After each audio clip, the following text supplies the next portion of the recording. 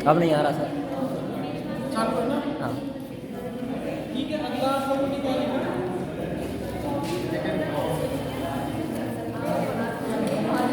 Loss asset, ठीक है, जब किसी पर्सन घाटे की परिसंपत्तियां कहते हैं, घाटे की पर्सन जब किसी परिसंपत्तियों के बारे में आरबीआई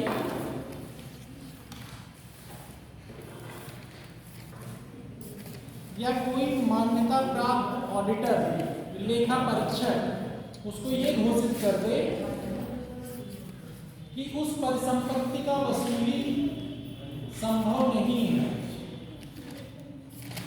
मतलब कोई ऐसा लोन जिसको एक्चुअली रिकवर ना किया जा सके, उसको आरबीआई घोषित कर दे।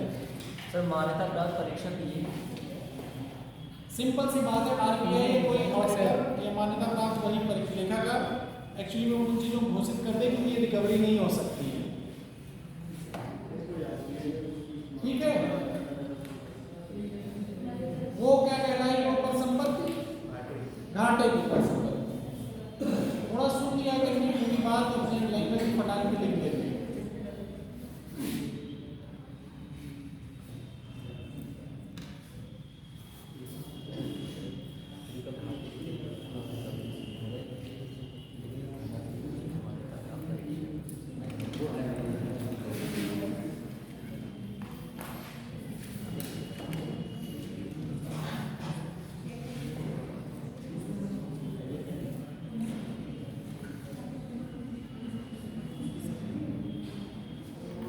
अब ये एनपीए तो अगर हो भी जाता है तो इसको एक्चुअली में डील करने के लिए कई नरसिम्हन कमेटी की रिपोर्ट आप लोगों ने कल पढ़ी थी। Yes sir. देखा था कुछ पढ़ के क्या क्या रिकमेंडेशन है उनकी,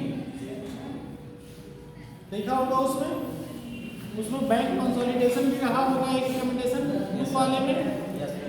कुछ एक्ट बनाने के प्रोविजन भी रहे होंगे कि बोले होंगे इस तरह के एक्ट बना दिए जाए, एसेट रिकंस्ट्रक्शन कंपनी बना दी जाए, ये सब दिया होगा ना। कुछ रिकमेंडेशन जो उन्होंने दिए होंगे सुधार के लिए बैंकिंग के, वो दिए होंगे ना उसमें। Yes sir. उसमें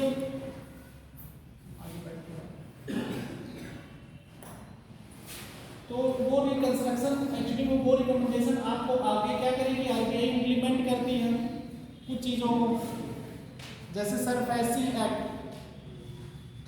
उसका फुल फॉर्म भी बताएंगे। प्रॉम्प्ट करेक्टिव एक्शन अभी चलता है, एसेट रिकंस्ट्रक्शन कंपनियां बनाई है, और लोन डेब्ट रिकवरी ट्रिब्यूनल्स भी बने हैं। कंसोलिडेशन बैंक अभी हो ही रहा है, कई बैंकों का मर्जर, ये तो न्यूज़ में सुन ही रहे हैं आप लोग, कई बैंकों का मर्जर हो रहा है। यस। और प्राइवेट बैंकों को भी एक्चुअली में नरसिम्हन कमेटी ने कहा था एफडीआई बढ़ाया जाए, कुछ परसेंट 75% तक हो गया है एफडीआई बैंकिंग सेक्टर में। तो ये सब किसकी कमेटी कब की बनी है, 91 में बैंकिंग सुधार कमेटी आती है, फिर 98 में आती है कुछ, फिर उसके बाद रघुराम राजन कमेटी भी आई थी, बीच में 2014-13 के दौरान नई कमेटियां आई हैं। तो इससे आपको क्या लग रहा होगा कि इकॉनमी एक्चुअली में एक स्ट्रेट लाइन चलती है कि ऑलवेज कुछ ना कुछ इसमें पॉलिसियां नई नई आनी चाहिए, आनी चाहिए ना, लाइवली बना रहना चाहिए ना। Yes sir. तो हर डिसीजन एक्चुअली में कोई परफेक्ट तो होता नहीं, उस टाइम और प्लेस के अकॉर्डिंग डिसीजन लिए जाते हैं कि उस समय क्या डिमांड है, क्या चीज़ें होनी चाहिए। फिर हो सकता है कुछ दिन बाद वो इररिलेवेंट हो जाए, एक टाइम बाद वो चीज़ें इररिलेवेंट लगने लगती हैं कि इसमें कुछ और चीज़ें अपडेट की जाएँ तो फिर ये आगे बढ़ेगी इकॉनमी। तो बैंकिंग सेक्टर्स की जो समस्याएँ होंगी, अब जैसे एनपीए वाली समस्या, इसके लिए आरबीआई कुछ स्टेप लेगा ना आगे चल के, कि कुछ गाइडलाइन बैंकों को जारी करेगा, डिफरेंट काइंड ऑफ एक्चुअली में रिस्क असेसमेंट, रिस्क उसके लिए बैंकों के लिए कि आप कुछ मनी अपने पास, जैसे एसएलआर, सीआरआर, ये सब जो रखा जाता है, या एमसीएलआर के बेसिस पे एक बेस रेट रखा गया है लोन देने के लिए, वो सब इसीलिए लागू किए गए हैं। जो हमने ये सब टर्म पढ़ाए थे पहले, अभी ये सब टर्म का आपको ये भी दिखेगा कैसे। और नरसिम्हन कमेटी में आप लोगों ने ये भी पढ़ा होगा, सीआरआर और एसएलआर का रेट भी कम करने की बात की गई थी। Yes sir. पहले बहुत ज़्यादा हुआ करता था, 40% तक हमारी समस्या हुआ करता था एसएलआर ही, और सीआरआर लगभग 15% या 18% हुआ करता था। 15 से 18। इससे क्या होता था, बैंकों के हाथ बंधे रहते थे, क्योंकि उनके पास पैसे नहीं होते थे लोन देने के लिए, बिजनेस करने के लिए। और बैंकों के फ्रीडम की भी बात की गई नरसिम्हन कमेटी में, पढ़ा था आप लोगों ने? बस एक ही दो ही को तीन लोग पढ़े। कल बोलने के बाद भी पीडीएफ भी अवेलेबल है और मुश्किल से एक पेज भी नहीं था वो।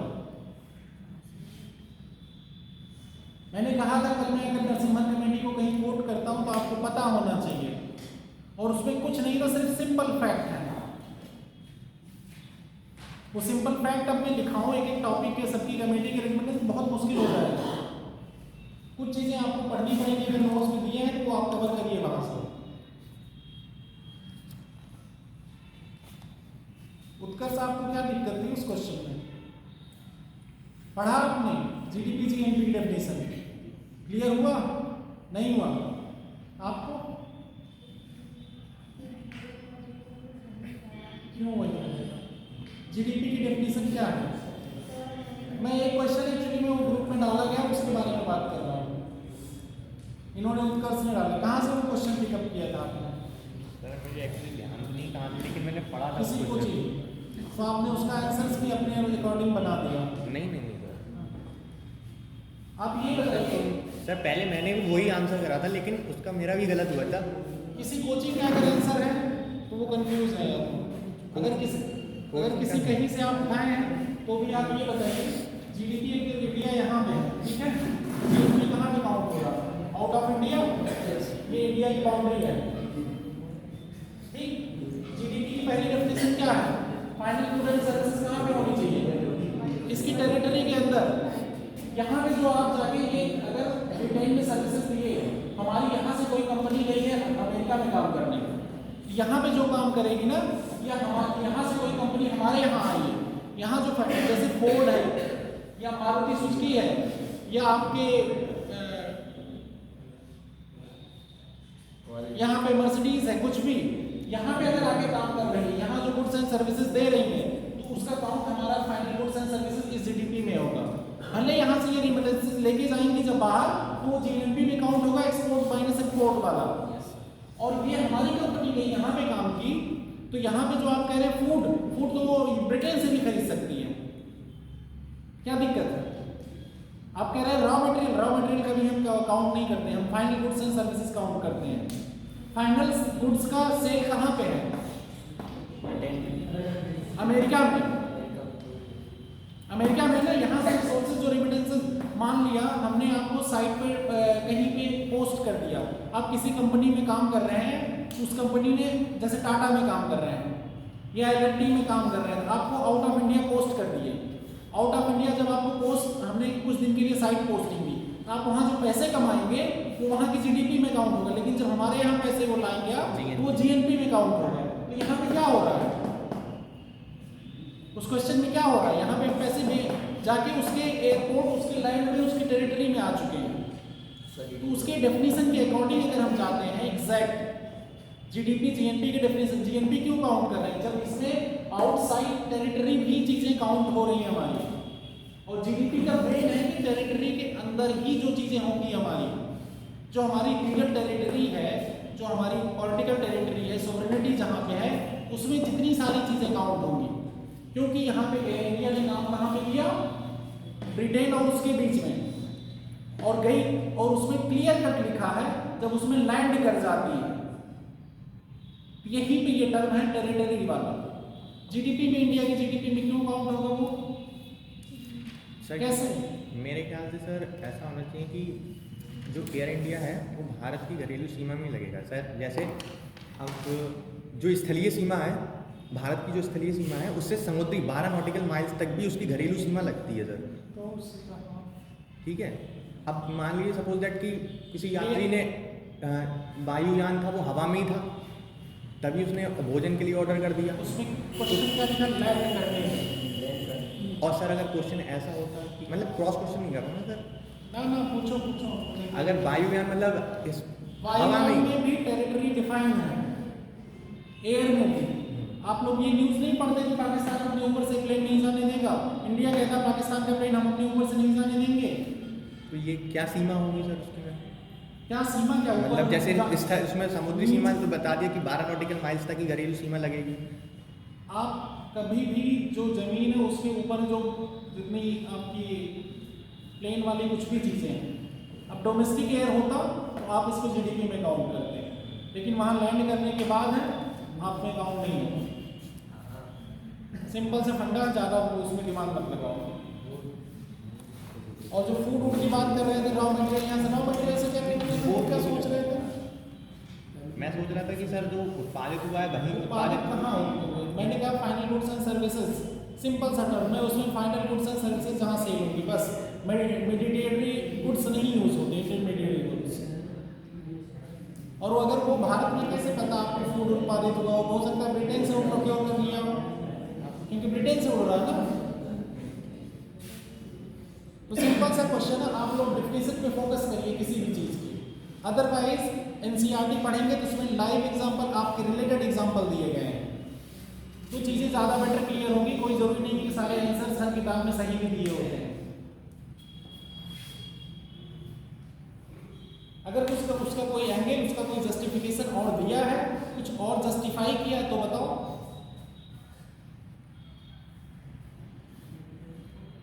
तो इसलिए और कोचियों के आंसर्स कोई जरूरी नहीं है कि वो एक्चुअली में सभी आंसर्स बनाते हैं, वो कोई एंगल घुसेड़ दिए उसमें, कोई कह दिए कि नहीं इस तरह होगा, तो क्यों होगा भाई? उस क्वेश्चन पे सीधा लिखा है कि लैंड करने में उसके बाद दिख रहा है, इसीलिए इंडिया की जीडीपी में काउंट नहीं होगा, वो जीएनपी में काउंट होगा। और एयर इंडिया की फ्लाइट जो भी पैसे वहाँ बाहर से लेके आती है खराब है।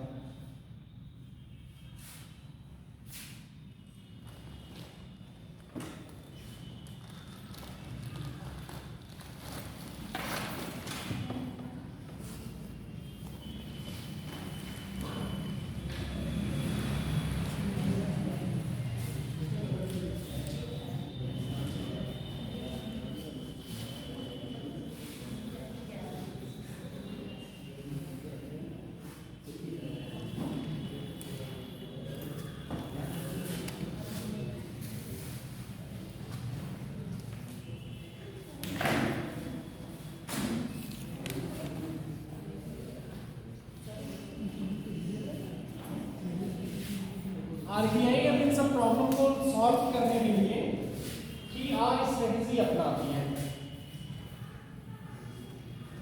जितनी भी बैंकिंग की प्रॉब्लम है उनके लिए वो गाइडलाइन जारी करती है PR स्ट्रेटजीज।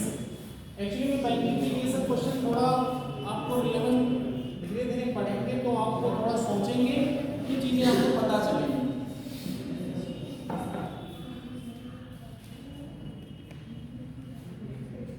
बैंकिंग की प्रॉब्लम आपको पता चली, एक आर ये हो गया, एक आर ये, एक आर ये, एक तो हो गया रेक्टिफिकेशन, एक हो गया रिव्यू, एक हो गया restructuring. Recovery, restructuring and review. Recovery,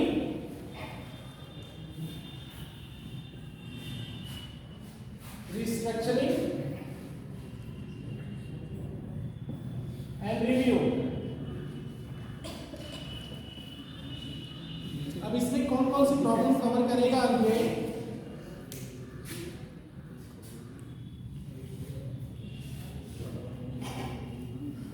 मैं उसमें पूरी स्पेलिंग लिख नहीं रहा हूँ, जितना बोल रहा हूँ बोल ही रहा हूँ, मैं आर ही लिख रहा हूँ, symbolic form. Review, restructuring and recovery.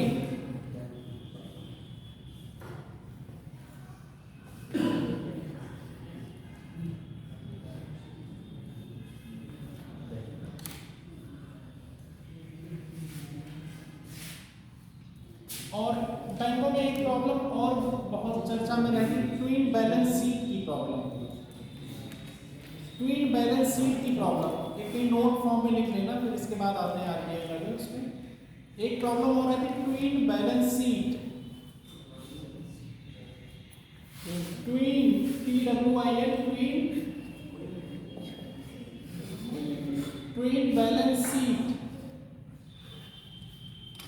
Twin balance sheet क्या होती है? एक्चुअली में उनके इनकमिंग और आउटगोइंग दोनों सीटों के बीच में बैलेंस करके आपके पास आया कितना, गया कितना। अगर इसमें बहुत ज़्यादा डिफरेंसेस हैं, इसमें जो प्रॉब्लम आता है कई बार क्या है कि खर्चा बहुत ज़्यादा है, इस तरह की जो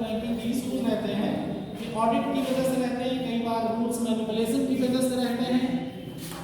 तो इन सब की वजह से जो प्रॉब्लम रहती है उसे इम्बैलेंस शीट प्रॉब्लम कहते हैं।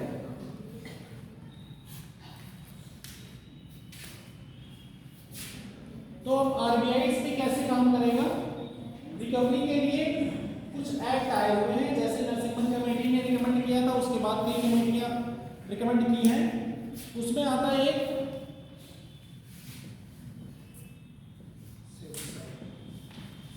SARFAESI act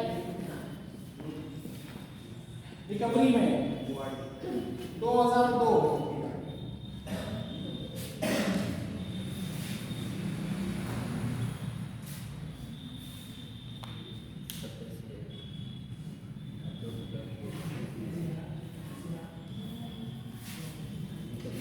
insolvency and bankruptcy code, इसकी हिंदी बता रहे हैं sir. Insolvency and bankruptcy code 2002।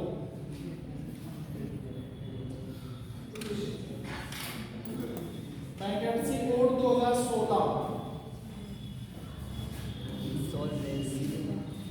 अगला है उसमें कंसेप्ट ऑफ बैड बैंक का लिया है।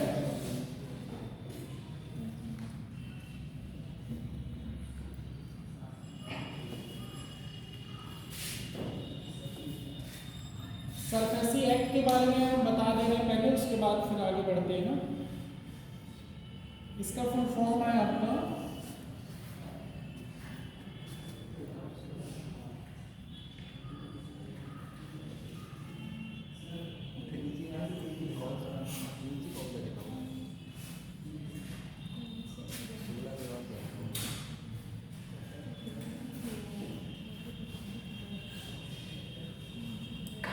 इंसॉल्वेंसी एंड बैंक्रप्सी कोड की हिंदी है दिवाला और दिवालियापन संहिता।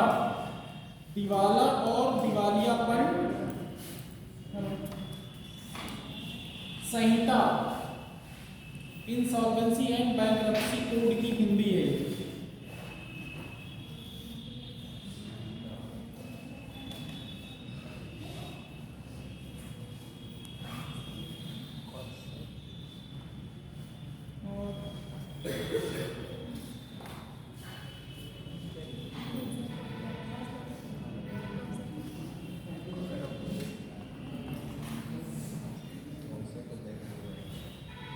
सरफेसी एक्ट की हिंदी है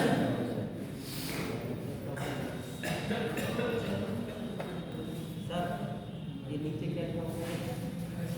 2014 कौन से insolvency and bankruptcy code concept of bad bank.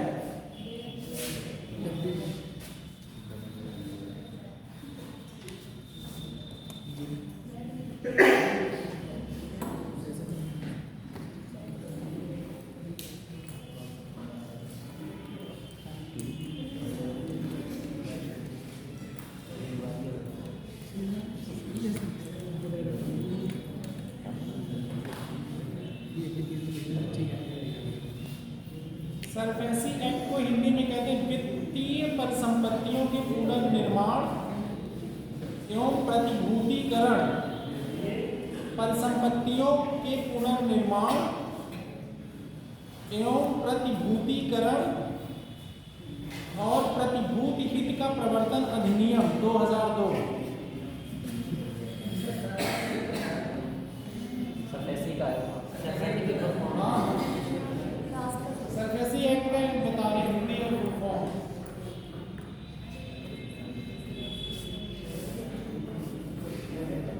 पुनर्निर्माण एवं प्रतिभूतिकरण और प्रतिभूति हित का प्रवर्तन अधिनियम।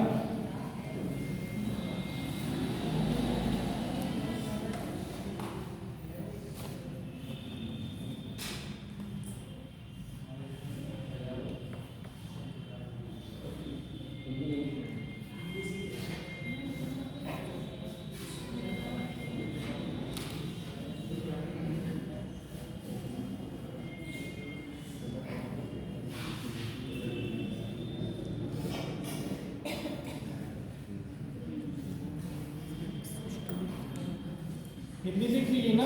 जी sir.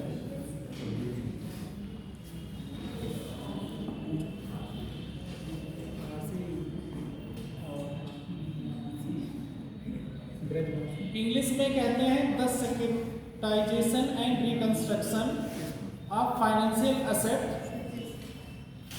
And enforcement of securities interest act 2002।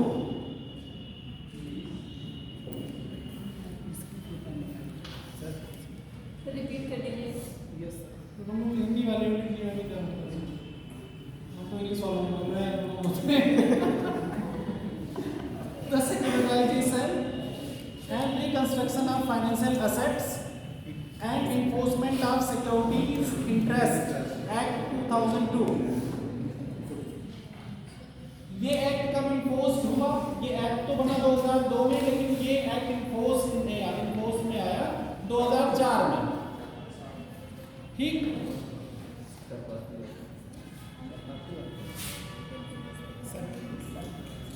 और इस एक्ट का मेन पर्पज ये रहा, इस एक्ट के थ्रू, कि जो लोग लोन रीपे नहीं कर पा रहे हैं, बैंकों को ये पावर दिया कि जो एक्चुअली में कोलेटरल दिए हुए थे ना, जैसे आप लोन लेते हो कुछ चीजें कोलेटरल प्रॉपर्टीज देते हो ना, तो वो प्रॉपर्टीज को एक्शन करने की पावर बैंकों के पास चली गई इस एक्ट के तहत, जिससे वो अपना लोन रिकवरी कर सके कुछ न कुछ।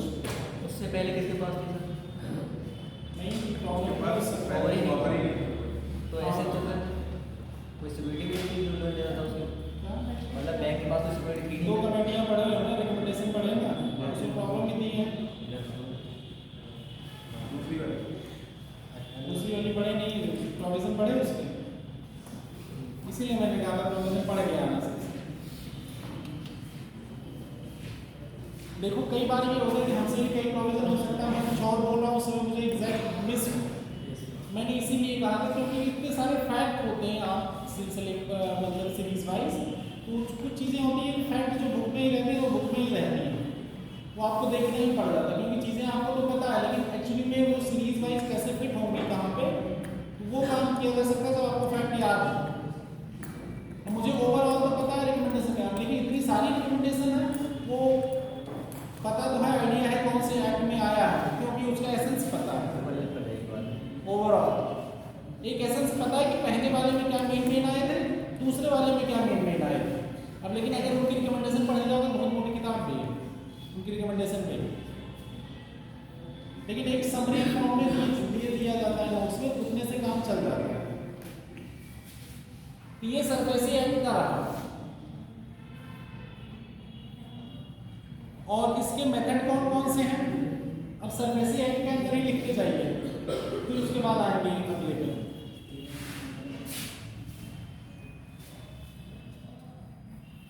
यार हिंदी इंग्लिश का थोड़ा अगर दिक्कत होगा, आप लोग नोट्स दिए हुए हैं, क्योंकि ज़्यादातर टर्म मैं देख रहा हूँ कि जो ये वाले हैं इतने टफ हैं वो आपको समझने टफ होंगे, दैन इंग्लिश के प्रतिभूत युक्ति समझना टफ हो रहा होगा, जबकि सिक्योरिटीज के सुनना आसान लग रहा है, तो इतनी ज़्यादा दिक्कत नहीं होगी आपको, आप परेशान मत होइए उससे, उसके नोट्स दिए हुए हैं और मैं हिंदी बता दिया करूँगा। ठीक।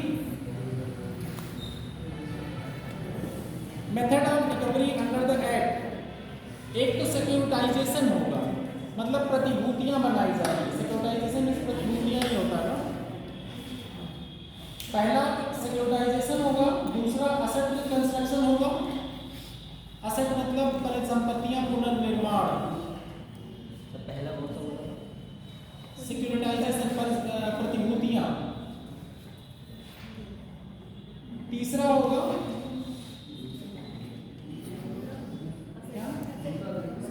असेट रिकंस्ट्रक्शन, असेट रिकंस्ट्रक्शन और परिसंपत्तियां पुनर्निर्माण,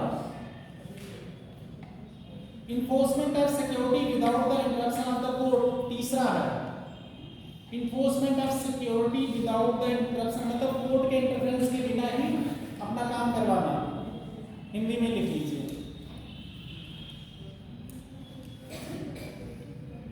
enforcement of security without interruption of the court. अब इसमें सिक्योरिटाइजेशन क्या होता है कि जो लोन दिया गया है उस लोन को सिक्योरिटी मतलब उसको बॉन्ड फॉर्म में या स्टॉक एक्सचेंज में कन्वर्ट किया जाएगा या उसको छोटे छोटे टुकड़ों में कन्वर्ट करके सिक्योरिटी फॉर्म में कर दिया जाएगा कि अलग अलग लोग उसको खरीद सकें, वो शेयर के फॉर्म में बांट दिया जाता है। और असेट रिकंस्ट्रक्शन जो होता है, असेट रिकंस्ट्रक्शन कंपनी बनाई गई। असेट रिकंस्ट्रक्शन कंपनियां ऐसी हैं मतलब जो परिसंपत्तियां पुनर्निर्माण, जैसे मान लो कि हम बैंक हैं, हमने लोन दिया है लोगों को, अब हमारे पास एनपीए बढ़ गया और उसको हम रिकवरी नहीं कर पा रहे, उसमें एक ऐसी कंपनियां बनाई गई कि जो हमने लोन दिया था उसके बदले कोलेटरल रहा होगा ना कुछ, वो जो परफॉर्म नहीं कर रहे, जैसे बड़ा सा बिजनेस कोई चल रहा था और वो बिजनेस ने लोन लिया हुआ लेकिन वो बिजनेस सही से चल नहीं पा रहा, फेल हो रहा है कुछ, तो असेट रिकंस्ट्रक्शन कंपनियां क्या करेंगी, उस बिजनेस जो चल नहीं पा रहा उस बिजनेस को टेक ओवर कर लेंगी, अपने अंडर में ले लेंगी और उसको परफॉर्मिंग बनाएंगी और उसके थ्रू फिर लोन पेमेंट होगा बैंक को। जैसे कोई बिजनेस है बड़ा हाउस, जैसे टाटा ग्रुप में कोई एक ग्रुप है तो उसने क्या किया, लोन लिया हुआ सबसे किसी बैंक से और जिस पर्पज के लिए लोन लिया है, बिजनेस एक्सपेंड करने के लिए, बिजनेस बढ़ाने के लिए कुछ चीज़ें, लेकिन कुछ टाइम बाद ऐसा हो रहा है कि वो कुछ प्रॉब्लम ऐसी आई कि वो परफॉर्म नहीं कर रहा है, इससे क्या हो रहा है, लोन पेमेंट बैंक को नहीं हो पा रहा।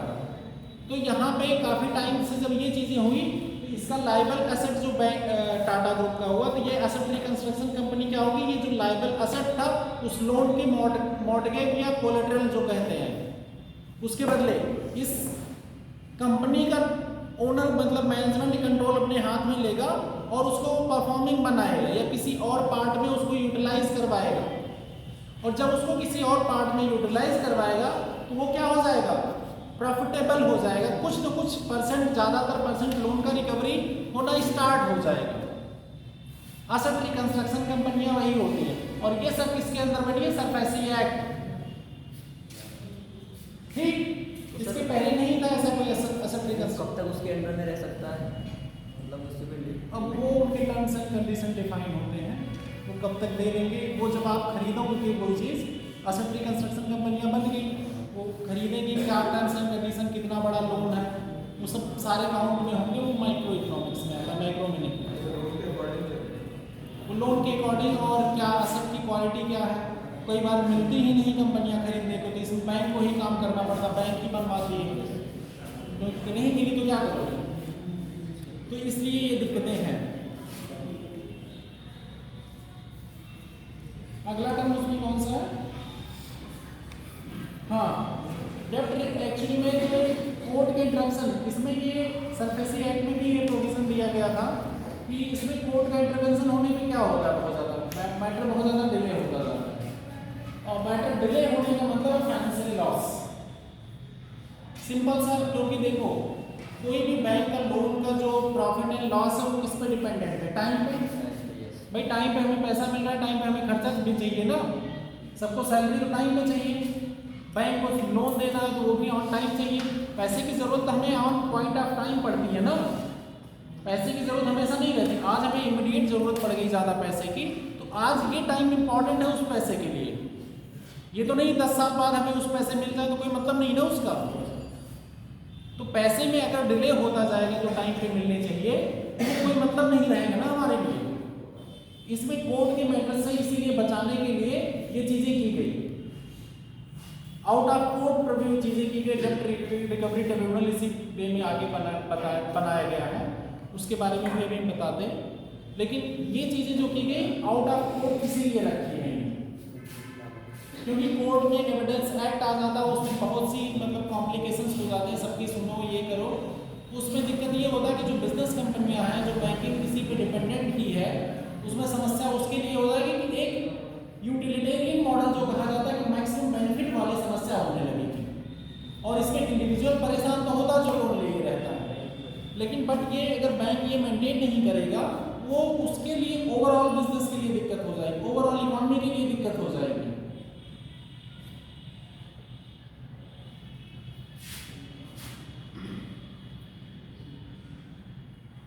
असेट की कंस्ट्रक्शन कंपनियां एक्चुअली में होती हैं फाइनेंशियल इंस्टीट्यूशंस होती हैं ज़्यादातर जो इन्वेस्ट करती हैं, क्योंकि उन्हीं के पास पैसे होते हैं।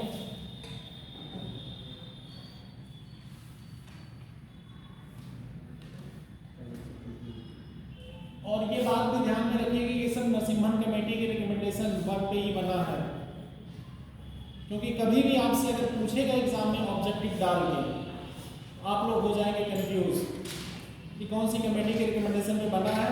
वो डाल देगा 3-4 ऑप्शन में एक आध, यूपीएससी भी पूछ लेगा ऐसे। तो आप लोग पढ़े रहेंगे तो लिंक कर पाएंगे। अभी जैसे मैं बता रहा हूँ, अगर आज जिन लोगों ने कल वो रिकमेंडेशन पढ़ी रही होगी, उनको ये पता होगा कि इसका ओरिजिन कहाँ पे है।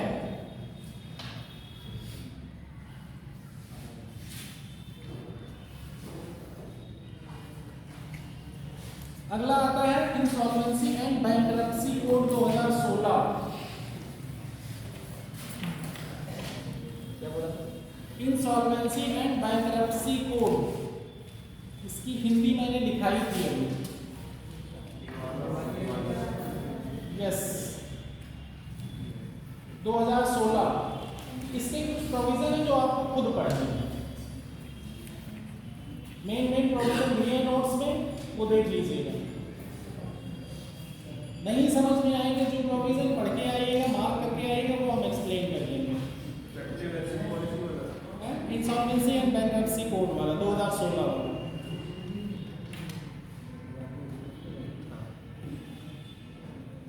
ठीक, कुछ प्रोविजन मेन प्रोविजन दिए हैं नोट्स में, वो चीजें देखनी है और कुछ करना नहीं है। और इसमें चेंजेस भी हुए, अपडेट भी हुए हैं। 2019 से 20 में भी चेंजेस हुए थे थोड़े बहुत। 2016 में तो आया था ये कोड, उसके बाद चेंजेस हुए हैं।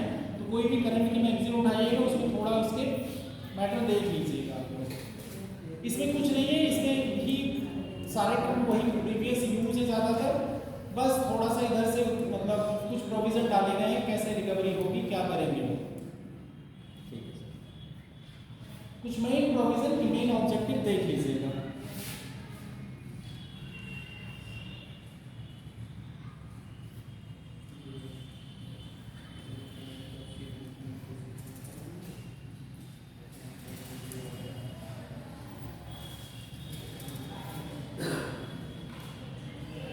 तो 2019 में इसमें अमेंडमेंट भी किया गया है।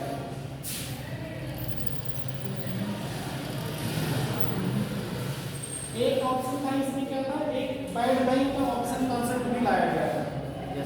बैड बैंक का कॉन्सेप्ट क्या है, जितने भी लोन जिस बैंक के पास है, ये क्या करेगा कि बैंक सारे लोन खरीद लेगा। बैड बैंक ऐसा बैंक बनाया जाएगा, बैड काम से ही बैड है, जो लोन बैड है वो सारे लोन एक जगह से आ जाएंगे इसके पास। इसकी जो लाइबिलिटी जितने भी इसके अंदर लाई एसेट होंगे वो ये सारे ले लेगा। मतलब 5-6 लोग को जैसे बैंक हो यहाँ पे, तो आपके पास जो भी बैड एसेट होंगे जो परफॉर्म नहीं कर रहे हैं, तो हम बैड बैंक बने, हम सारे एसेट आपको खरीद लेंगे, आपको पेमेंट कर देंगे। अब यहाँ से रिकवरी हम करेंगे। अब इसको हमें कैसे करना है, क्या करना है, वो हमारी जिम्मेदारी है। इससे जो पैसे मिलेंगे वो हम आपको पे करते रहेंगे। सर वो तो फिर कम में लेते होंगे ना बैंक से? बैंक से तो कम में लेते हैं। अगर किसी ने 500 करोड़ रुपये का लोन लिया है बैंक से, हाँ, तो 500 करोड़ ना देके 400-300 करोड़ देते होंगे ना, तो बैड बैंक वाले दूसरी बैंक को। अब जितना मिले वहाँ से रिकवरी उसके अकॉर्डिंग। अब जो भी टर्म्स एंड कंडीशन आप दोनों के बीच में डिसाइड होगा ना, बैड बैंक और उसके डिफरेंट टर्म्स एंड कंडीशंस बहुत अंदर घुसेंगी। ये एसेट है, ये इसका कितना वैल्यू होगा, कितना घाटा होगा। ज़्यादातर ये ट्राई किया जाता है कि घाटे को मिनिमाइज किया जाए, क्योंकि ऑलरेडी एसेट परफॉर्म नहीं कर रहा है। इन सबकी जो भी रिकवरी वाली चीज़ें होती हैं, यहाँ पे ये देखा जाता है कितना घाटा मिनिमाइज कर सकते हैं। समझे? इसमें ये जरूरी नहीं होगा कि प्रॉफिट ही हो, प्रॉफिट है कि नहीं। इसमें ये है कि घाटे को मिनिमाइज करके अगर प्रॉफिट बन गया तो वेल एंड गुड, कोई दिक्कत नहीं। बट ज़्यादातर प्रॉब्लम ये की जाती है कि बैंक चलता रहे, क्योंकि बहुत ज़्यादा प्रॉब्लम है तो बैंक फेल हो जाएगा। अगर उसके सारे पैसे मार्केट में चलेगा और वापस नहीं आ रहे हैं तो बैंक चलेगा क्या? इससे बेटर है कुछ आ ही जाए, इससे बेटर है कुछ ही आ जाए। हाँ, ज़्यादातर चीज़ें रिकवर हो गई। तो जैसे लेमैन बैंक 2008 में फेल हुआ था, इसी चक्कर में उसने होम लोन बहुत ज़्यादा बांट दिए थे, तो वापस रिकवरी नहीं हो पाएगी। उसके बाद कई इंटरनेशनल लेवल पे रिफॉर्म हुई, जैसे बेसल रिफॉर्म कहा जाता है। बेसल कमेटी रिकमेंडेशन, उसमें सारे गवर्नर शामिल होते हैं, उनकी 3 टायर कैपिटल डिवाइडेड है।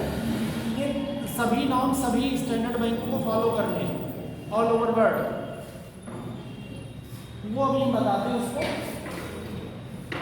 बट बैड बैंक ओवरऑल जो एक बेसिक कॉन्सेप्ट आपको बता दिया यही है, बाकी उसके कुछ प्रोविजंस होंगे वो आप जब नोट्स में देखेंगे कुछ और चीज़ें आपको मिल जाएंगी। बैड एक एसेंस हमने बता दिया बैड बैंक का है क्या। बैड बैंक की डेफिनेशन में एक आध दो पॉइंट और होंगे, वो आप देख लीजिए।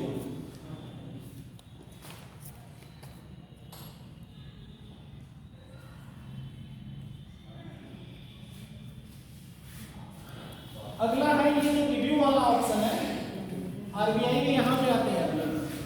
अब तक तो हम लोग किसमें चल रहे थे, रिकवरी वाले मामले वाले ना, अब रिव्यू वाले पे चलते हैं। आरबीआई क्या कहता है यहाँ पे, आरबीआई कहता है कि जब आप लोन दे रहे हैं ना, तो जो असेट लाइन, जिस असेट के ऊपर आप लोन दे रहे हो उस असेट का रिव्यू करो आप। असेट क्वालिटी रिव्यू, परिसंपत्तियां जिसके बेसिस पे आप लोन दे रहे हो, जो चीजें आप जिसको लोन देने जा रहे हो कि हम इनको दे रहे हैं। फॉर एग्जाम्पल आप कोई बिजनेस स्टार्ट किए और आपने फर्जीवाड़ा करके 50 तरह की चीज़ें कंपनियां पेपर रिप्रेजेंट कर दिया और उसकी क्वालिटी उतनी है नहीं कि वो उतना परफॉर्म कर सके, और आपने मान लिया लाख करोड़ का या 10,000 करोड़ या 20,000 करोड़ का लोन ले लिया बैंकों से, और उसमें बैंक ने क्या किया कि क्रॉस रिव्यू नहीं लिया उस असेट क्वालिटी का, उसमें प्रॉब्लम किसको आएगी फ्यूचर में चल के? बैंक को आएगी ना, बैंक का एनपीए बढ़ेगा। तो फिर ओवरऑल कहाँ फर्क पड़ेगा? जब बैंक को दिक्कत होगी तो ओवरऑल इकोनॉमी पे फर्क पड़ेगा। आरबीआई हर चीज का गारंटर होता है, रेगुलेटर होता है, आरबीआई को दिक्कत आएगी, पब्लिक के पैसे जमा होंगे, ओवरऑल पब्लिक को इम्पैक्ट पड़ेगा, और कोई बहुत से एम्प्लॉयमेंट भी जाएंगे अगर बैंक फेल हो जाता है। उसके रिलेटेड जो और कंपनियों को वो लोन दिए रहेगा उसके भी ऊपर भी फर्क पड़ेगा, वो लोन बांट नहीं पाएंगे, ये सब दिक्कतें आएंगी ना। तो इसलिए आरबीआई गाइडलाइन जारी करके बैंकों से कहता है कि भाई आप जिस असेट पे लोन दे रहे हो उस असेट को क्या करो, रिव्यू करो, असेट क्वालिटी रिव्यू करो, मतलब उसकी है कि नहीं क्वालिटी परफॉर्म करने की, फैक्चुअल वैल्यू जाके देखो कि ये लोग मतलब जो आपके पास पेपर आए या जिसके बेसिस पे लोन दे रहे हैं ये फ्रॉडगिरी तो नहीं है, कि मतलब उसकी परफॉर्म करने की कैपेसिटी कहाँ है, कहाँ पे। अब मान लिया कोई जमीन पे जाता है कि कहीं मतलब कोने में पड़ी है कहीं ऐसी जगह जहाँ पे उसका यूज़ नहीं है, और बता दिया कि इतना ज़मीन हमारे पास इससे ये है और उस पर लोन ले लिया। अब कोई मेन प्रोमिनेंट लोकेशन पे है ज़मीन, उसके बेसिस पे लोन का कोई वैल्यू बढ़ जाती है। मैं एक एग्जांपल दे रहा हूँ लाइव से, वैसे बड़ी बड़ी कंपनियों के लिए ज़्यादातर है, या जो भी एक्चुअली में कोलेटरल चीज़ें दिखाई जाती हैं कि इसके बेसिस पे हम लोन लेंगे, क्योंकि विदाउट किसी बेसिस तो लोन मिलेगा नहीं, उसी को असेट क्वालिटी रिव्यू कहते हैं। क्लियर हुआ? इसमें जो अपने पॉइंट समझ में आए हम जिस तरह से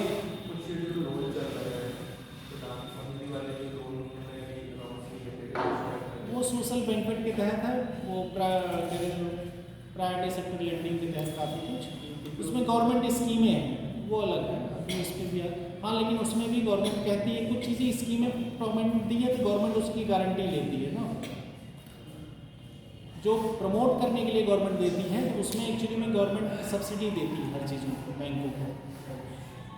वो जैसे अभी लोन माफ़ी वाला होगा तो सरकार देखेगी कई चीज़ों को, सरकार की कोई स्कीम अगर लागू हुई जैसे मुद्रा बैंक के कुछ यहाँ से जो घाटे होंगे तो सरकार रिकवर करेगी उसको।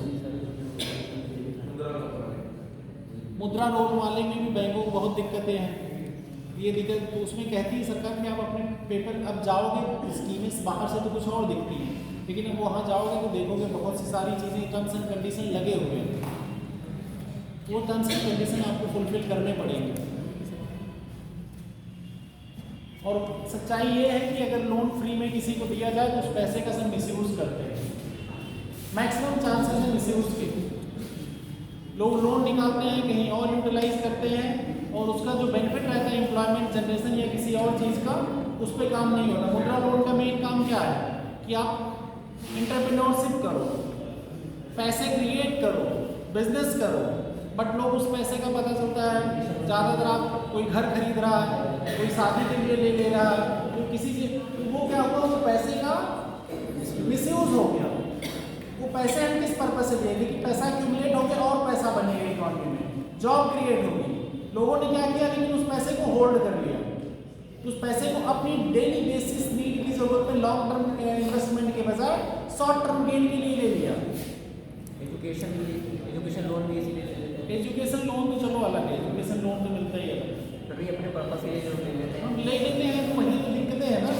जैसे यही तो एग्रीकल्चर वाले में हमने आपको बताया था, एग्रीकल्चर की दिक्कतें क्या हो रही है।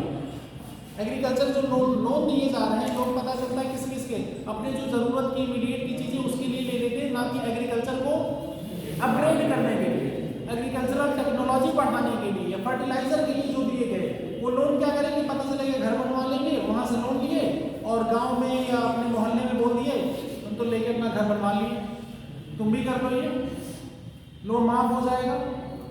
तो एक्चुअली में जो इंटेंशन था गवर्नमेंट का, यहाँ पे क्या हुआ, वो पैसे जहाँ यूटिलाइज होने चाहिए थे वो सेक्टर तो हमारा फिर पड़ा रहेगा वहीं पे। प्रॉब्लम लॉन्ग टर्म होने वाली है पब्लिक को ही, लेकिन पब्लिक खुद अपनी जड़ काटने पे लगी है। आपके पास पैसा जिस काम के लिए आएगा वहां पे आप इन्वेस्ट करते तो आगे बिजनेस बढ़ता, आप धीरे धीरे चीजें करते। लेकिन लोगों को क्या कि किसी तरह बस उल्लू बना दिया हमने पैसे फ्रेंकली। ये ज़्यादातर हैबिचुअल चीज़ें हैं, जो बिहेवियरल इकोनॉमिक्स की हम बात किए, इकोनॉमिक में बहुत ज़्यादा बिहेवियर बहुत मैटर करता है।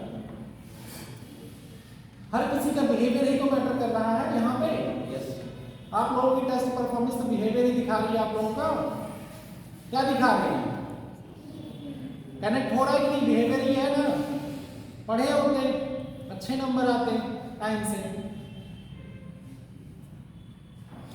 नहीं पढ़े, आदत नहीं है पढ़ने की, मन नहीं करता, घूम ले थोड़ी देर, फोन चला ले, शॉर्ट वीडियो देख ले। शॉर्ट वीडियो का टाइम कब चला जाता पता ही नहीं चलता ना, देखते रहो देखते रहो।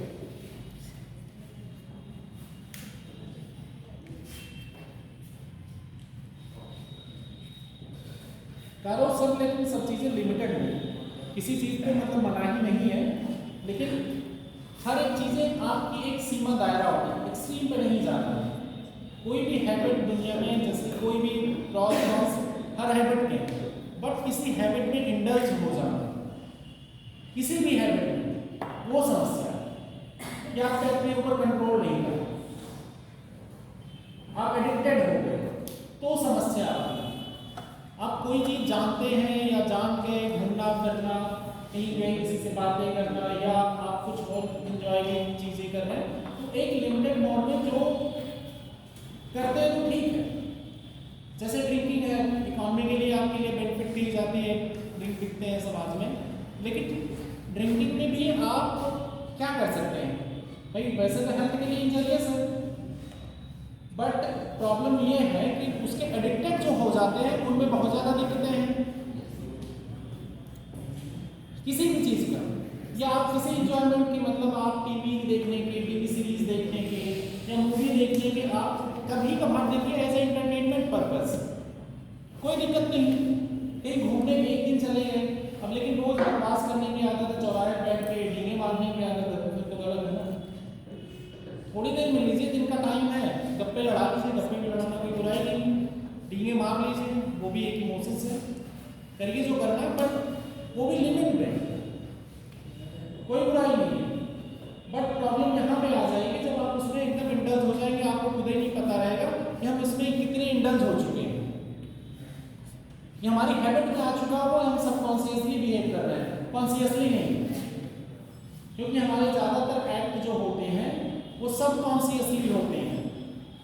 हैबिचुअल होते हैं 99%। 1% सिर्फ हम कॉन्शियस बिहेव करते हैं, हमको पता होता है कि हम ये कर रहे हैं। जैसे रिएक्शंस, लोगों के रिएक्शन जो होते हैं, अभी किसी को कुछ बोलिए या बात करिए तो ज्यादातर जो रिप्लाई होते हैं वो उनके सब कॉन्शियस आते हैं, वो कभी कॉन्शियसली कोई रिप्लाई नहीं करता। जो कॉन्शियसली रिप्लाई करेगा वो बैलेंस करेगा, पॉजिटिव रिप्लाई करेगा, कभी नेगेटिव रिप्लाई नहीं देगा। और यही चीजें आपके एग्जाम में भी लागू होती है। जब आप ऑब्जेक्टिव सॉल्व करते हैं, आप कितने कॉन्शियस हैं वहां पे, आप जब पढ़ रहे हैं वहां पे कितने कॉन्शियस हैं पढ़ जाए।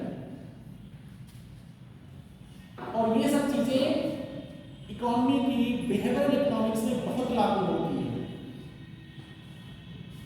कॉन्शियस सब कॉन्शियस का जो मैटर बताया, ये कैसे समाज में लागू होगा। जो लोग डिफॉल्टर हैं ज्यादातर, अभी मैंने एग्रीकल्चर का एक एग्जाम्पल लिया, यहाँ पे जो एक्ट करने वाले एक लोग एक्ट किए, उनका पता चला हीरोगिरी सबको दिख गया, तो सब एक्चुअली लॉन्ग टर्म में नहीं सोच रहे क्या फायदा नुकसान होगा। सब ये सोचे कि एग्रीकल्चर से मतलब नहीं, अरे इसने क्या हम भी कर लेते हैं ये चीज। फिर चौराहे में डिस्कशन का हमारे पास भी टॉपिक होगा।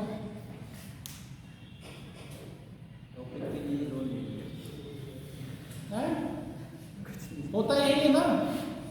और सब ऐसे कॉलर उठाते हैं, ये देखो मैंने उल्लू बना दिया उसको, इस पे कॉलर उठाते हैं। ये नहीं कि हमने अच्छा काम किया तो उस पे कॉलर उठाते हैं। समाज में ज्यादातर किस पे कॉलर लोग उठाते हैं, वाहवाही करते हैं कि आपने दूसरे को नीचा दिखा दिया है, दूसरे को उल्लू बना दिया। एथिकली तो पूरी तरह मॉरली भी गलत है, एथिकली भी गलत। ना हमारे कोई धर्म सपोर्ट करते हैं, ना कोई रूल इन चीजों को सपोर्ट करता है। बट 99% पब्लिक में ये चीजें हैं। अब लेकिन आप यहाँ पे ये चीजें कॉन्शियसली कर रहे हैं कि सब कॉन्शियसली। देखिए मैं नहीं कह रहा हूँ बहुत अच्छे इंसान बन के रहो, आप ये करो, बट एक अच्छे इंसान की ये भी बात है कि आप के अंदर ये समझ रहे हैं आप कर क्या रहे हैं। क्योंकि बहुत अच्छे इंसान बने तो तोड़ दिए जाओगे समाज में, ये भी सच्चाई है। बहुत अगर आप ये बन गए, एथिकली भी बन गए ना, तब भी ये समाज आपको जिंदा नहीं रहने देगा। बहुत रूल्स में से, लेकिन इसका ये मतलब नहीं कि सर ने ऐसा कह दिया तो हम लोग वही कर रहे हैं। इसका आप कॉन्शियसली आप ये जानिए कि आपको सेल्फ डिफेंस के लिए कोई आपको अटैक कर रहा, भाई घर पे ही आ गया आपके, तो you have to defend yourself, होगा ना। लेकिन बट इकोनॉमी के पर्पस से अगर लॉन्ग टर्म चीजें आप देख रहे हैं, कहीं भी भीड़ में, एक्चुअली इकोनॉमी किस पे काम करती है, भीड़ की। मतलब एक तरफ कहाँ जा रहे हैं आप, वहाँ भीड़ कहीं पे आ रही है, आपके ऊपर डंडा लाठी लेके आप वहाँ खड़े रहे कि हम तो सही हैं यहाँ पे, हमें क्या कर लेगी। नहीं भैया, सही हो या गलत हो वहां से निकल लो, बचने का रास्ता देख लो। वहां आप किसी को समझा नहीं सकते, या आपके पास इतनी पावर हो या पुलिस पावर हो, जब आप ऐसा ऑफिसर खड़े हैं तो हो सकता है आपका काम करे वहां पे, तो आपको काम करना है। लेकिन तब भी आपको अपना डिफेंस पहले मेंटेन करना सर, उसके बाद और लोगों का डिफेंस मेंटेन करना है। आप खुद तैरना नहीं जानते और कूद पड़े नदी में किसी को बचाने, मतलब क्या है। ये चीजें भी जान लीजिए। किसी को एक्चुअली में जो पढ़ाई लिखाई आप लोग कर रहे हैं, जब तक आप स्टैंड कहीं नहीं लेंगे, कहीं आप जॉब में अच्छे नहीं आएंगे, तब तक आप किसी की हेल्प नहीं कर सकते। बाप के पैसे में हेल्प करना बड़ा मजा आती है, फिर नेतागिरी कर लें, चलते हम प्रोटेस्ट कर लें। बहुत ज़्यादा जो प्रोटेस्ट होते हैं कॉलेज ऑफ लाइफ में होते हैं, देखा है क्या? यस। क्योंकि वहाँ अपने पैसे नहीं लगते। पैसे किसके आ रहे होते हैं? पेरेंट्स के आ रहे होते हैं, और उस पर खूब बड़ा काम रहता है कि हम ये कर देंगे, वो कर देंगे, लगे लोग की दुनिया को हम आज ही रिफॉर्म कर देंगे। तो ठीक है, वो चीज़ें एक लेवल तक, वो चीज़ें भी ह्यूमन डेवलपमेंट के लिए ज़रूरी होती है कि आपको अवेयरनेस आती है। बट चक्कर ये है कि कुछ टाइम बाद लोग उस इल्यूजन में ऐसे फंस जाते हैं कि वो सबकॉन्शियस बन जाता है उनका। और जब सबकॉन्शियस लेवल पे गया तो प्रॉब्लम कहाँ आएगी, फिर हैबिचुअल हो जाएंगे। और जब हैबिट में आ गया तो आपको पता ही नहीं चलेगा कि आप कर क्या रहे हैं। जैसे हमारी एक्सेंट, जैसे हम जिस रीजन से आते हैं, बचपन से हमारे अंदर वो भाषा फीडअप हो जाती है। जिस फैमिली से आते हैं वहाँ के रिएक्शंस, जैसे रीजन के बेसिस पे लोगों के रिएक्शंस और कम्युनिकेशन स्किल्स बहुत अलग अलग होती है।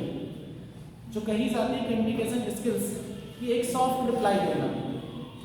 फॉर एग्जाम्पल देख लो लड़के लड़कियों में, लड़कों में क्या रिएक्शन होता है, लड़कियों का रिएक्शन देखेंगे, अंतर है कि नहीं? कंडीशनिंग उनकी एक्चुअली में मदर के अंदर ज़्यादा है, उनको रोका गया कि ये चीज़ मत बोलो, वो ना बोलो, ऐसा ना करो। और लड़कों को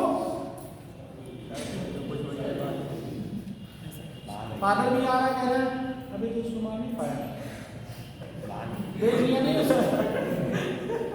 सॉरी मतलब वर्ड में बता रहा हूँ, ये जनरल समाज में है ना, या दोस्तों में, लड़कों के दोस्तों में क्या तुम्हें ऐसा नहीं चला गया, मतलब तुम कैसे हो, मतलब यहाँ पर रिएक्शन की उम्मीद की गई। इवन लड़कियों से अगर कुछ भी चीजें पूछो तो वो हो सकता है सॉफ्टली रिप्लाई करती है, ज्यादातर उनके जो कम्युनिकेशन स्किल्स होते हैं बहुत सॉफ्ट होते हैं। कोई भी चीज़ आप कहोगे तो ज़्यादातर ये होता है कि हार्श रिप्लाई बहुत कम आते हैं। अब ये मत कहिएगा हमारी गर्लफ्रेंड तो बहुत हार्श रिप्लाई करती है, वो अलग है, वो वहाँ पे इमोशंस लागू हो जाते हैं, वो अलग चीज़ है। तो वो भी आपको मतलब अच्छा लगता है, खराब लगता है, वो तो अलग अलग डिपेंड करता है। बट आदमी उससे ज़्यादा रिएक्शन नहीं होता है। जब आदमी रिएक्शन नहीं होता है तो वो वायलेंस पे उतरता है, जो डोमेस्टिक वायलेंस की समस्या है इसीलिए है। तो ये कम्युनिकेशन स्किल्स जो है अलग अलग सेक्टर में कौन किसकी कैसी कंडीशनिंग हुई है उसके ऊपर बहुत मैटर करती है। प्रेमचंद भी यही बात कहते थे, किसी ने लाइन पढ़ी हो कि सबसे अच्छे ह्यूमन बींग जो है औरतें हैं, उनके अंदर जो कम्युनिकेशन स्किल्स है बहुत अच्छी है। ये प्रेमचंद की लाइन है, मेरी लाइन नहीं पढ़ी हो। नहीं इसका मतलब ये मैं नहीं कह रहा हूँ औरतें खराब। तो ये जो बिहेवियर चीजें हैं ये आपके इकोनॉमिक्स में बहुत मैटर डालती हैं। जितने भी एग्जाम्पल मैंने दिए, आप लोग कैसे कनेक्ट करते हैं इकोनॉमिक्स से, कहीं भी एथिकल वैल्यूज इकोनॉमिक्स में फर्क डालेंगे नहीं, डालेंगे ना। आप सारे रूल्स को फॉलो करेंगे, आप ऑनेस्ट रहेंगे। अगर लोन लेने से पहले आप अपना खुद रिव्यू करके जाएंगे, जैसे सेल्फ अटेस्टेशन और ये सब चीजें कही गई, अकाउंटेबिलिटी आप डालेंगे, आप उतने ऑनेस्ट हैं, ठीक है। Unfortunate condition that is different thing कि आपने प्रयास किया, लेकिन कई ज्यादातर लोग क्या कर रहे हैं, जो बड़े बड़े बिजनेस हाउसेस भी हैं, वो गलत असर दिखा के लोन ले रहे हैं। यहाँ पे एथिकल वैल्यू में कहीं की प्रॉब्लम है ना, एथिक्स में। और जो किसानों को लोन इतना दिया जा रहा है लोन माफी के लिए, अब गांव-गांव आप लोग अपने अगल बगल देख लीजिए, लोन कितने लोग लेके एग्रीकल्चर में लगाए हैं। मैं इसका एग्जांपल इसलिए दे रहा हूँ कि ज्यादातर आप लोग वहां से देख सकते हैं, रिलेट कर सकते हैं। लोन किस लिए दिया गया था? एग्रीकल्चर को एनहेंस करने के लिए। बट लोगों ने क्या किया, उसको अदर डायरेक्शन में मोड़ दिया। अपनी डेली नीड की चीजें जरूरतें पूरा करने के लिए जो उनको उन चीजों से करनी थी उसको काम में लगाना था, काम को बढ़ाना था, फिर वहां से जो पैसे आते उसके बेसिस पे अपनी डेली नीड की जरूरतें पूरी करनी थी। बट लोगों ने शॉर्ट टर्म गेन के लिए, और ये एक बिहेवियर हो गया, ये मार्केटिंग हो गई। एक लोगों ने किया, दो लोगों ने किया, तीन लोगों ने किया, अगर चौथे लोग नहीं कर रहे हैं, कैसे इंसान है, उनके दिमाग लगाना नहीं है, यही कहा जाता है ना। इस पे जब वो क्या होगा, डिमोरलाइज हो जाएगा। ये एग्जांपल आप इससे भी कनेक्ट कर सकते हो, जैसे ये सोसाइटी में नहीं, ये जो बिहेवियर वाली चीजें वो बोले, अभी 4 लड़के खड़े हों, मतलब 4 लड़कों का एग्जांपल इसलिए दे रहा हूँ, ज़्यादा लड़कों में नहीं होता, लड़कियों में भी होता है। 4 दोस्त खड़े हों और उसमें 3, एक मतलब अच्छा लड़का थोड़ा एथिक्स फॉलो करता हो, गुड कोड ऑफ कंडक्ट वाला हो, और 3 लड़के ऐसे हो कि जो मस्त मौला वाले और धूम्रपान गंडिका उड़ा रहे हो तीनों, और चौथा ना उड़ा रहा है, तो उसको इतना जलील कर देंगे उसको कि उसको जो है ये लगने लगेगा कि इसको ना लेना बहुत गलत है। लगेगा ना उसको ये लगेगा इसको लेना सही है, इसको ना लेना गलत है। या मदिरा सेवन कर रहे हो बैठ के 5-6 लोग, और इसमें एक ऐसा बैठा हो, भाई मैं नहीं खाता, नहीं पीता हूँ, मैं नहीं लूँगा।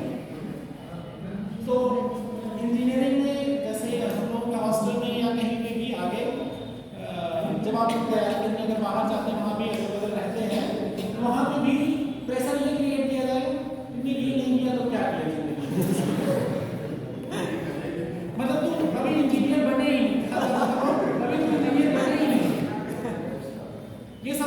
काम है इंजीनियर का। या तुम तैयारी करने गए, वहां पे फ्रस्ट्रेशन में आए, किसी दिन आए, 4 मिल गए, राइट, तुम्हें अभी फ्रस्ट्रेशन निकालना नहीं आता, क्या करना है, तो चलो बैठते हैं, ये करते हैं। अब जो बंदा थोड़ा एथिकल है, जो मतलब जिसकी कंडीशनिंग ये हुई है, अब वो 4 बार, अब क्योंकि 4 मिल गए, उनकी बहुमत ज्यादा हो गई, अब वो उसी इल्यूजन से क्या हुआ, उसका इल्यूजन यहाँ तक सीमित हो गया। इन 4 लोगों ने उसके दिमाग को क्या किया, कैप्चर कर लिया है। अब वो यहाँ इतने डिलेमा में है, इधर जाए कि इधर जाए, इधर जाए कि इधर जाए, और ये चारों छोड़ नहीं रहे उसको, हमेशा कमेंट पे कमेंट, कमेंट पे कमेंट, और हो सकता है 2-4 लोगों से फोन पे भी बात करा दें, वीडियो कॉल कर ले, ये देखो ये तो कुछ कर ही नहीं रहा, बेकार इंसान है। अब इसके क्या कंडीशन, अब इसकी कंडीशनिंग चालू ये हो गई कि अब जो है यार ऐसा करना सही होगा, लग रहा है, लाओ कर ही लेते हैं, देख ही लेते हैं। तो ये जो समस्याएं हैं, यही वाली समस्याएं तो आपके समाज में हो रही हैं। ये एग्जाम्पल अब समाज से रिलेट करो, समाज में कैसे वर्क कर रहा है, जैसे लोन लिया था, बोलो बैंक भी तो कहीं ना कहीं इफेक्ट करती है इस चीज, क्या करती है। बैंक जो होती है ना, जैसे कि हम किसी भी चीज के लिए लोन लेने जाते हैं, तो हम अगर उसे सही बात बताएंगे तो वो लोन लेने के लिए थोड़ा सा हिचकिचाते हैं, फिर अगर हम उसको टेढ़ी बात करके बताते हैं, करप्शन है ना, उसके लिए मैंने प्राइवेटाइजेशन वाला जब बताया था, टेपिज्म, तो वो बताया था ना मैंने, अभी बैंकिंग साइड वो अपने आप सजेस्ट करते हैं कि आपके पास जमीन है, Yes. आप किसान को ले लो, खेती पे लोन, मैं देखो, मैं उसको डिनाई नहीं, उनको पैसा चाहिए, उनको अगर परसेंटेज दे दो तो लोन भी आसानी से मिल जाता है। तो मैंने क्या, मैंने उनको डिनाई नहीं किया, मैं अभी एक तरफ की बात अभी कर रहा हूँ, बिहेवियर पे कैसे लोन में वो फर्क डाल रहा है, उसमें काम कर रहे हैं ना हम लोग, उसमें वो चीजें हमने प्राइवेटाइजेशन क्यों किया जा रहा था वो बताया था आपको। तो ये जो इल्यूजन क्रिएट हो जाता है सोसाइटी में, इसमें क्या होता है कि फिर और ज्यादा लोग डिफॉल्टर बनने लगते हैं। जैसे बड़े बड़े बिजनेसमैन पे कार्रवाई ना होना कि उनको क्या किया, और कई बिजनेसमैनों को इनकरेज कर दिया,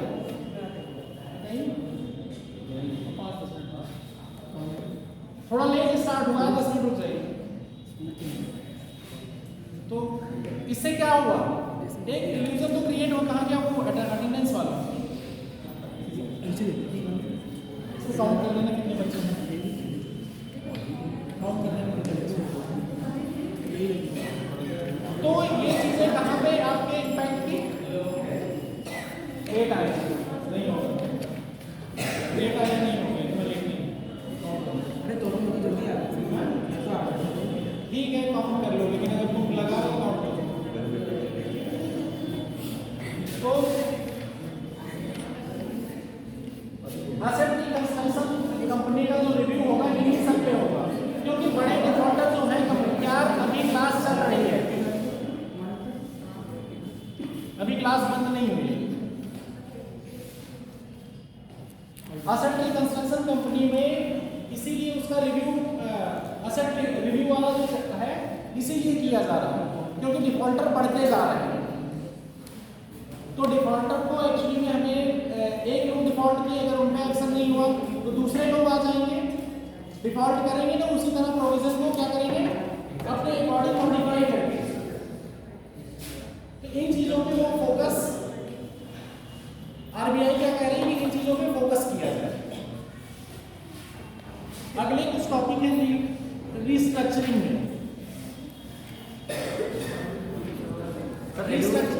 रिव्यू में इतना ही आएगा कि एसेट्स क्वालिटी, बस इतना ही। एसेट क्वालिटी इतना तो एग्जाम्पल बता दिया यार, एसेट क्वालिटी रिव्यू क्यों कर रहे हैं, कैसे कर रहे हैं, वो बता तो दिया तुमको, ठीक है, क्यों कर रहे हैं उनके एग्जाम्पल अगर आप लिखते हैं जनरली, कैसे बिहेवियर में काम कर रहे हैं, क्यों करना है, क्यों लोग मॉडिफाई कर रहे हैं, ये चीजें तो समझ में आई ना। और इवन मैंने इसके रूट कॉज भी बताया कि पब्लिक क्यों कर रही है ऐसा। आंसर जैसे हम लिख रहे हैं तो अपनी भाषा में लिख सकते हैं या फोकस लैंग्वेज में लिखना पड़ता है, आपको अपनी भाषा में लिखिए, ज्यादा नंबर मिलेंगे। क्योंकि हम आंसर अधिकतर देखते हैं ना तो कुछ वो किस लैंग्वेज आप नहीं लिख पाएंगे, वो किस लैंग्वेज वो एक बार लिखा जाता है, फिर मॉडिफाई किया जाता है, फिर किया, लेकिन आप इम्प्रूव करने की कोशिश करिए कि उस तरह लिखिए।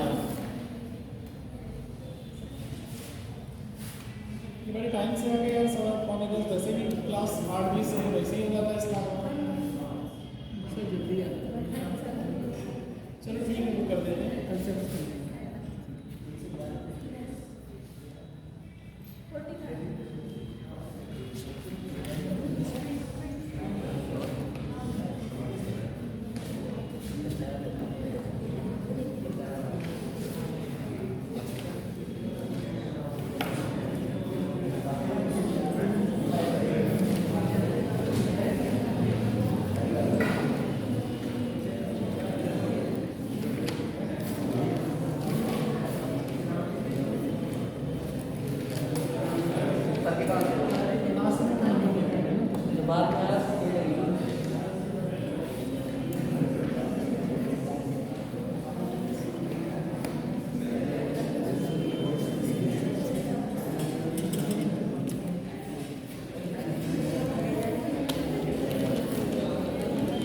बंद कर दीजिए।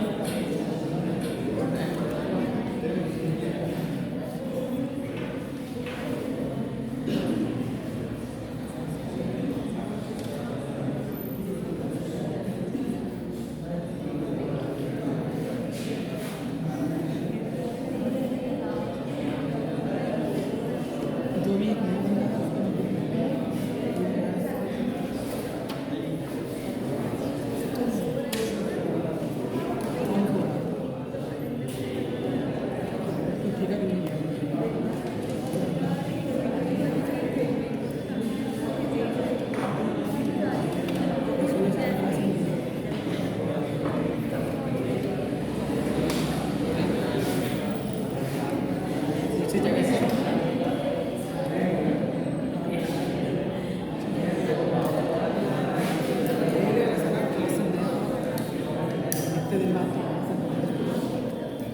आप लोग ये वाला चैप्टर थोड़ा सा पढ़ लीजिएगा, ये चैप्टर में टाइम ज़्यादा लगेगा, अगली बार खत्म करेंगे।